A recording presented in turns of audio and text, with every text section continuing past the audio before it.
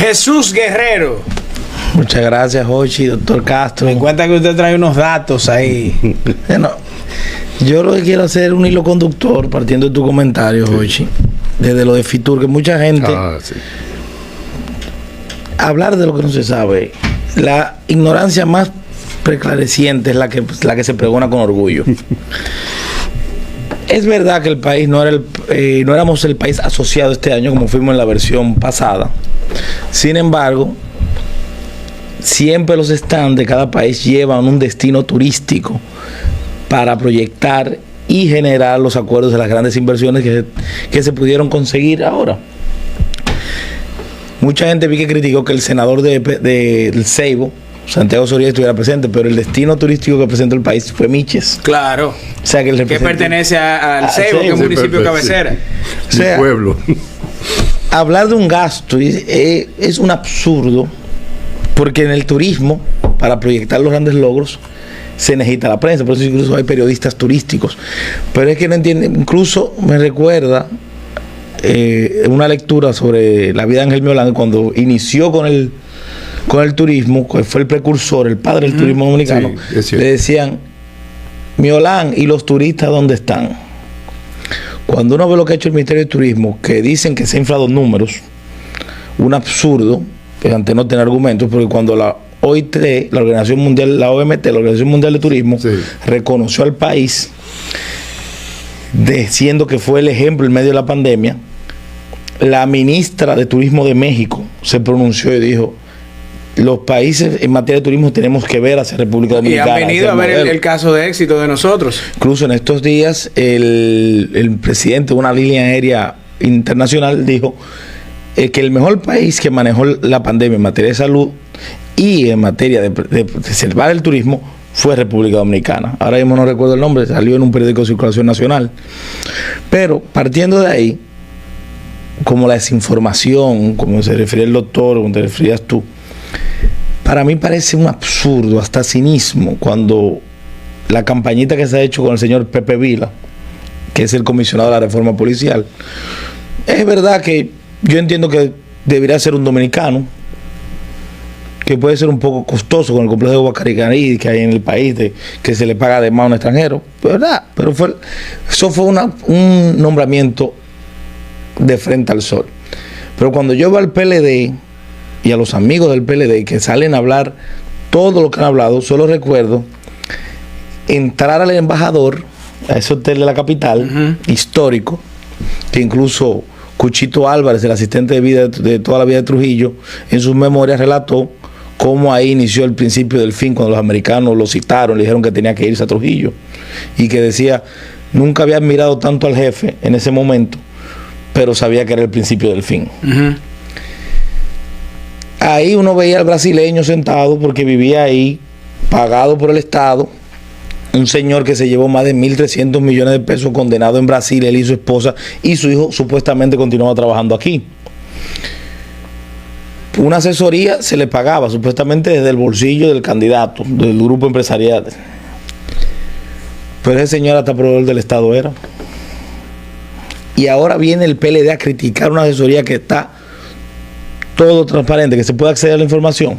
No, y que está surtiendo efecto, porque yo mismo era un fuerte crítico, perdón que interrumpa tu comentario, del mayor general Ten, y dije, bueno, cambióla, porque él decía, yo vengo macana, y yo hasta bromeaba que la macana era de hule, pero ya la cambió por una macana de caoba. O sea, si no vean, en noviembre y diciembre, en manos de la Policía Nacional le quitaron la vida a delincuentes, más que en todos los meses del año. Porque son los meses más activos para los delincuentes. En los Alcarrizos desmantelaron una banda de sociópatas. Sí, son sociópatas. Sí. Personas que quemaban plásticos en el cuerpo de los que eran sus víctimas. Que ahí relató un joven que fue secuestrado por ellos, por encargo, que lo confundieron. Y se salvó, que se dieron cuenta que lo confundieron, pero ya con la tanda iba. Entonces, yo quisiera que el PLD, en vez de hablar sandeces, hablara de los 200 millones que se recuperó en la operación antipulpo de Pagán, o lo que tuiteó anoche Vinicio Castillo sobre el testimonio supuestamente demoledor de la exconsultora jurídica de la ISOE, que implicó supuestamente a Danilo Medina, a Gustavo Montalvo y a José Ramón Peralta en el esquema de corrupción que encabezaba Pagán. Te faltó Donald. Bueno, esa es otra parte. Que lo grande es que uno de lo que está implicado ahí da ética jurídica en la universidad. Bueno. Ya tú puedes saber. 200 millones recuperaron antipulpo. Pero también quisiera que el PLD hablara. Esta semana, Ventura Camejo renunció al comité político, al comité central, que por su condición de miembro del comité político es miembro ad vitam del comité central. Y dijo que iba a trabajar en su intermedio. Comenzó el corre-corre en el PLD, sacaba una foto, Danilo abrazando con todos los miembros del comité político, a Ventura Camejo, que parece que hizo un pataleo, tipo un diputado que hizo un pataleo y lo hicieron comité político. Pero en la foto hay un ausente, que no la encuentran ni en centro espiritista con tema del PLD. La gran ausente. Que es Margarita Cedeño. O sea, ¿cuál es la situación? El silencio. Y en esta semana Margarita publicó un artículo, que voy a leer el fragmento que ella promocionó. En el pasado hemos tenido un propósito común. Lo construimos mediante el diálogo. En los momentos que enfrentamos graves crisis políticas, electorales, sociales y económicas. Pero en la actualidad, sin temor a una equivocación, parecería que los espacios donde pudiésemos ponernos de acuerdo en torno a un objetivo común no están funcionando correctamente. Es un artículo por el día de Martin Luther King, pero me parece sumamente curioso que ese es el fragmento que ella publica, cuando es evidente que todo diálogo luego de la convención de octubre del PLD, de esa consulta interna, se ha roto. El sábado de arriba, no este que pasó, que no tuvimos programa, lo dije públicamente que René Polanco está haciendo una crisis. Mojica, el presidente de la circunscripción número 2 del partido, director de la ONSA, del PLD, también tiene su carta de renuncialista. El fin de semana pasado, Danilo Medina le aseguró la candidatura a René Polanco, donde subieron una foto en las redes, y a Mojica lo fue a visitar el candidato del PLD, de esa organización, que parece que tiene un palo encebado peor que el que tuvo Danilo en el 12. Parecería ser que René Polanco no entiende que así como le dieron hacer acuerdos con Danilo Medina, no es garantía de nada. Por eso el problema para la oposición viabilizar un pacto, ni siquiera los rencores, porque no se confía en la palabra de Danilo. Incluso el PRI abandonó el bloque progresista ya formalmente, anunció que va a apoyar al PRM. Y con Danilo Medina se puede hacer un paralelismo con el expresidente mexicano de los 71 años del PRI, Ruiz Cortines, el que sustituyó a Alemán, al presidente empresario. No en los radés, porque el hombre era un hombre supuestamente pulcro y ahorrativo del gasto público, a diferencia del presidente del PLD, expresidente de la República. Digo en el gasto público, no me refiero a la honradez, porque todo el mundo inocente se muestra lo contrario.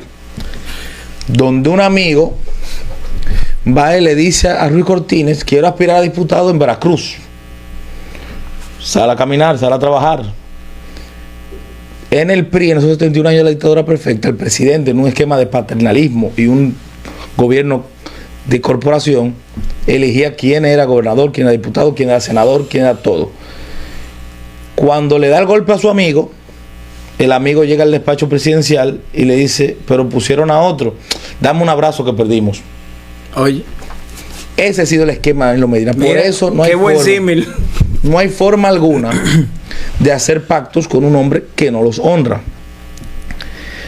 Incluso Belarmino Ramírez, el politólogo que le hace un libro a todos los presidentes del PLD, que estaba con Margarita, dijo que Danilo Medina tenía que salir de la ecuación porque era, o dio a entender, pero no lo iba a decir, lo dio a entender, que era la limitante para ser un gran bloque opositor.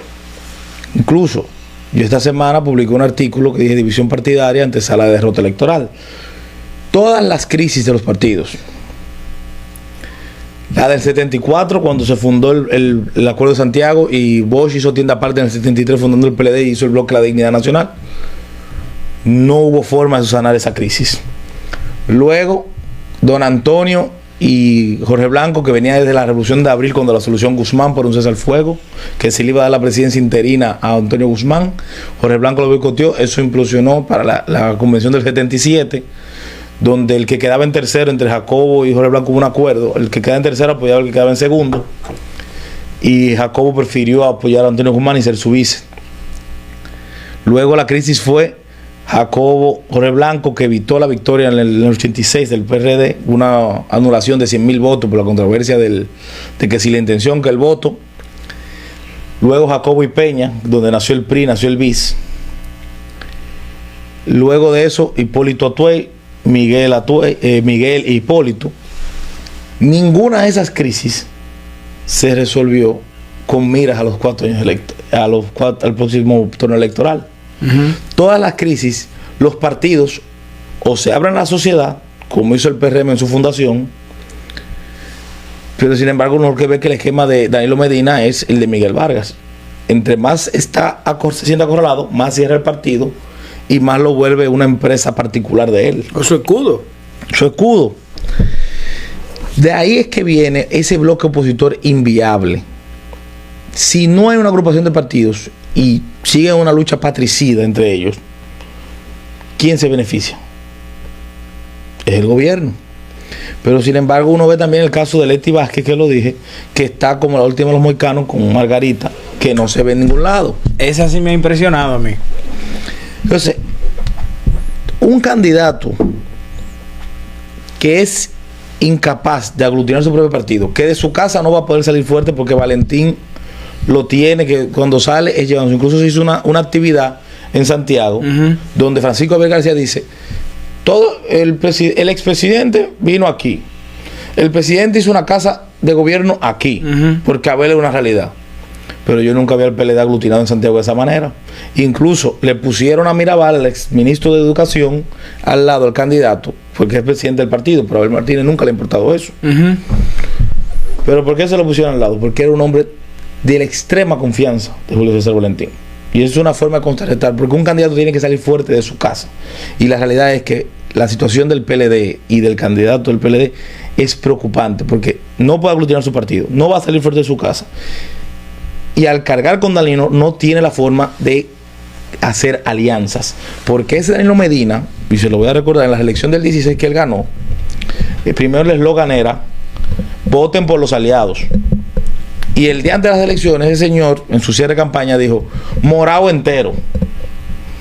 Perdió el apoyo de los vinchos. Sí, porque desarticuló a los aliados, le quitó fuerza. Al PQDC, al PRI, Zorri Osuna, el PAL. O sea, ese bloque progresista, que fue una continuación de la política de alianza que desarrolló José Francisco Peña Gómez con el Acuerdo de Santiago, que aunque el MPD, que lo describe muy bien Charles Mejía en su libro Acuerdo de Santiago, fue el precursor, que hubo partidos de la extrema izquierda y de la derecha y de socialdemocracia con el PRD, que era don Antonio presidente, Wessing y Wessing vicepresidente, y no pudo ir y salió la Jara Burgos de títere de Balaguer. La continuó Peña Gómez para el Acuerdo de Santo Domingo, para las elecciones del 94, la que le robaron. Sí.